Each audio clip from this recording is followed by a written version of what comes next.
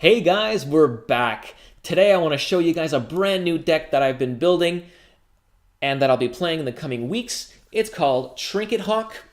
It's also better known as Cobblade in formats like the old Standard or in the Legacy, which is now turned to Stoneblade.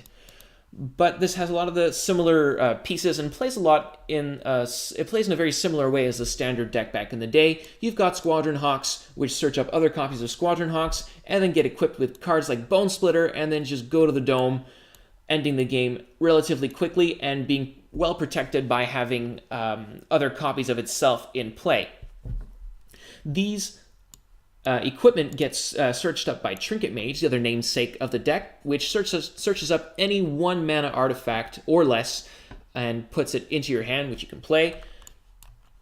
We've got 4 of those. It searches up a Bone Splitter, which is an essential card to the deck, a Flare Husk, which is a 1/1 for 1 that can also re-equip, and a Salvok Lifestaff, one of my favorite cards actually. It's a 1 mana colorless artifact equipment. Gives the creature +1/+0, and when it dies, you gain 3 life, and you can equip for a measly 1 mana. Very, very good card. Because of all the shuffle effects that we have in this deck, Brainstorm is an excellent card. Let's see, the Squadron Hawks shuffle, the Trinket Mages shuffle, so that's 8 plus another 8, so we have 16 shuffle effects in this deck, which is huge, so Brainstorm really gets a lot of value for us here. Speaking of lands, we've got the full 4 Ash Barrens plus the Terramorphic Expanse. A couple plains, a couple islands. Seat of the Synod is very good because it can be searched up with Trinket Mage to hit our land drop, which actually ends up being very, very relevant. We've got a pretty big removal package here.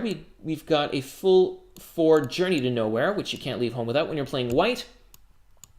And then Gideon's Approach, which, well, it's okay. It's not the best, but it's one of the better white combat-based removal spells out there, I think. It hits a creature for 4, whether it's attacking or blocking, for just 2 mana at instant speed, so it acts like a removal spell most of the time, but it doesn't hit the 5-power creatures, so that can be a little bit awkward. And but other than that, it works very, very well.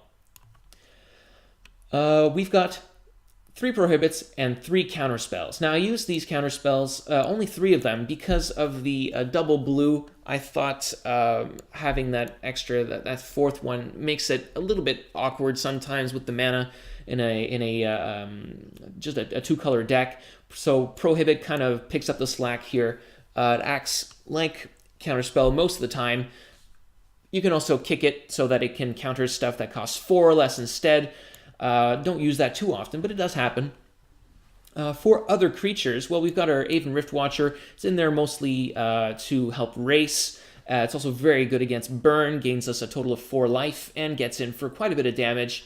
So I really like that, and it holds equipment very, very well. 3 toughness backside helps as well. We've got Sense Enlistment, excellent card.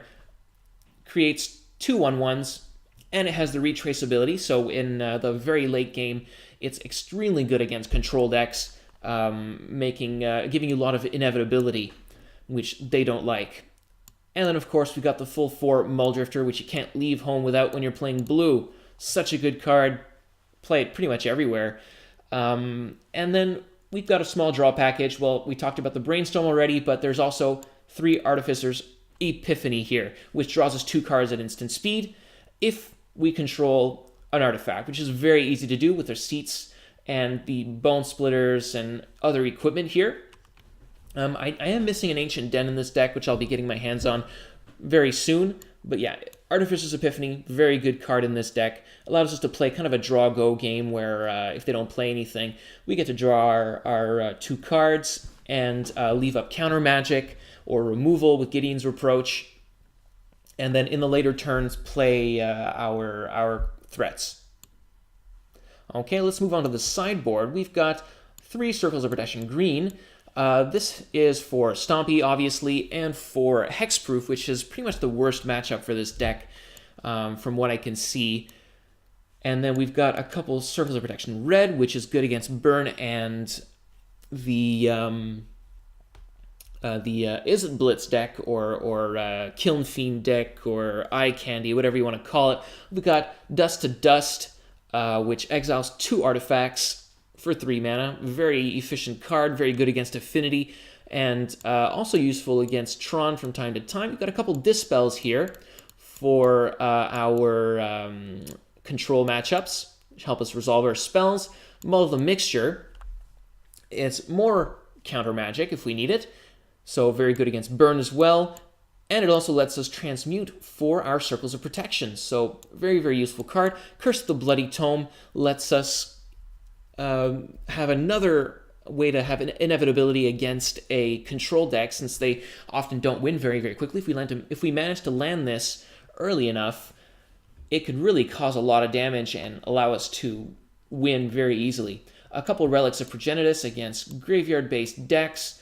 And of course, Viridian Longbow can be fetched with our Trinket Mage, and it helps deal with fairies, unflipped Delvers, tokens of any kind. So really, really good card in the sideboard. So I hope you guys enjoy watching these videos, and I look forward to playing it. We'll see you guys next time.